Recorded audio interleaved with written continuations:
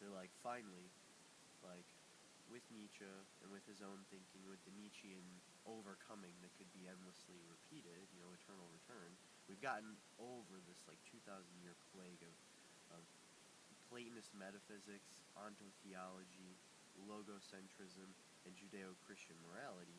And what do we think? What do we believe? How do we, use thought in new and diverse ways? After getting over that 2,000 years, well, he believed, like, why not investigate the pre-Socratics? They had crazy ideas about, like, fire and water and earth and air, Right. and like, and that they had like esoteric philosophies before Socrates that were like, they weren't all assimilated to this Platonism, this monism, this, despotism, really, this, idea that there's, like, it's basically this, you could say, master signifier, an imperial social formation, anything that would have, would culminate in an ultimate, like, transcendental unity. Like one point, whether it's the monarch, whether it's, the Pope, whether it's the master signifier in your unconscious formation, whether it's the one thing that gives structure to it all, that grids it all out, unifies it, and specifies it. And so, yeah. Well, what I know about Pythagoras is that, vegetarian, feminist, daughters are musicians, mathematicians, philosophers, scientists. During that pre-Greek time, like, everyone does everything. And, he, what I also heard was that he would talk to plants and he would talk to animals, and that he had a golden limb or a golden leg. Like, he was magical in that way. But it sounds as if he was really performative, and he was really having an encounter with landscape that was, like what a performance artist or what a dancer or what an artist does, and that talking to plants obviously influenced, his philosophy or his math. And what I also know is that he would have these talks where he would speak behind a veil in the center, and it would be inner circle of, probably his daughters and his wife, and then parts of that clergy or whatever that were, playing instruments that they built, making music that they composed, all with mathematics, like in mind, because apparently his wife also was a philosopher and is kind of coined but not given enough credit for the golden mean. More on that, but really then there was this inner circle, and then he would say there's this outer circle. So it's really this It's funny when my cousin, molecule, of the nucleus, right, the membrane, the electron, but then also wanting to speak behind the veil, not interested in this, like, cult of personality or, but this disembodied voice. And, it reminds me of what listening to the guru was like, and this idea of satsang, or listening to the guru, or listening to the professor, but this idea of, like, a collective voice, and, where do we have a space? When I always ask myself, where is the space for philosophy now? Where do philosophers reside? Because the world still produces them. And then how do we create, like, obviously, Pythagoras creates the architecture, probably built this inset of, places to sit in this inner and outer circle, inviting the community to come and listen and dialogue with him. Later we get Plato and Socrates to do their whole dance, but obviously there's a pre-Greek time that's not registered enough, not given enough credence, and looks as though it's kind of an expanded pedagogy. That a world that, artists and mathematicians and scientists and musicians and philosophers are all occupying. Different than what we call our Renaissance, not governed by the church, i.e., it sounds like Pythagoras talked to plants.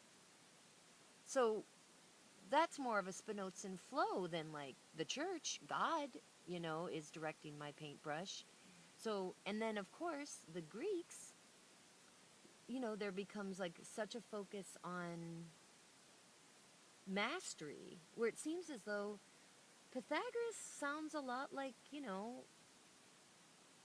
a social sculpture, a commune, you know, an event.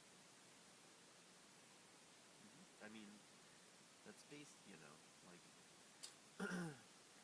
you can probably, I mean, depending on who your audience is, you can more or less trace, like,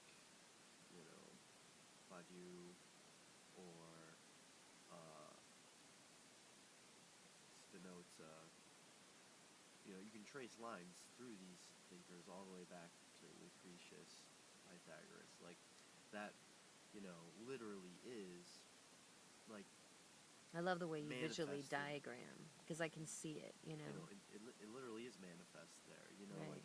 like it's not, I mean, that might be one of the, like, the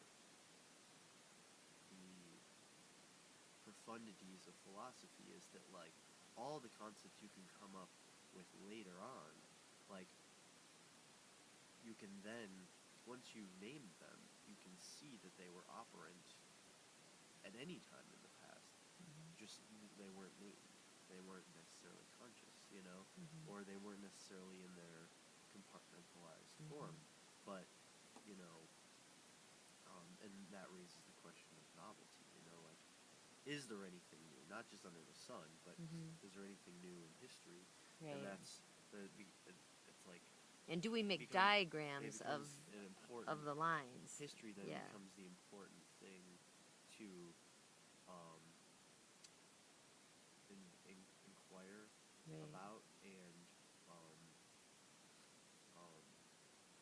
create, basically.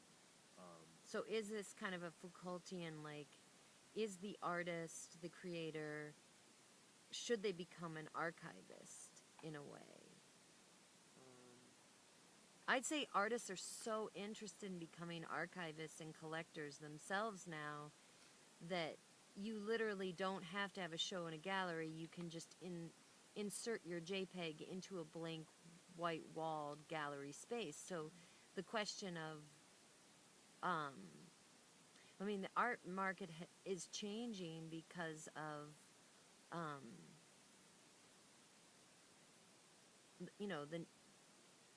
there are new questions being asked.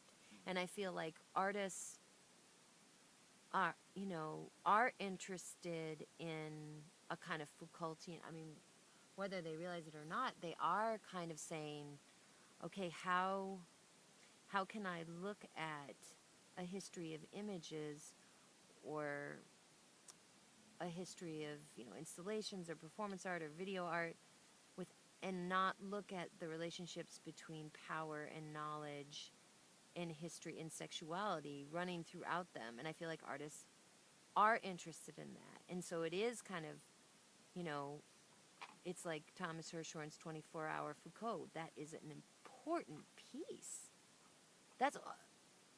Foucault is like a lens in which to look at art now. And Foucault's work, his archaeology, Foucault's genealogy are literally inspired and explicitly inspired by Nietzsche's genealogy of morality, seeing that our values, our moralities, our law, our truth, beauty, and justice are not eternal, fixed, and certain, but in fact things that change with time. Things that change with how we change. They become with us, and it's, only the nihilistic, majority that take these things as, like, abstract fixed universals that never change, and they can't see how, as we're they can't see humans changing, and they can't see their values changing, so they miss out on the whole genealogy. But well, we're going to pause there for a minute.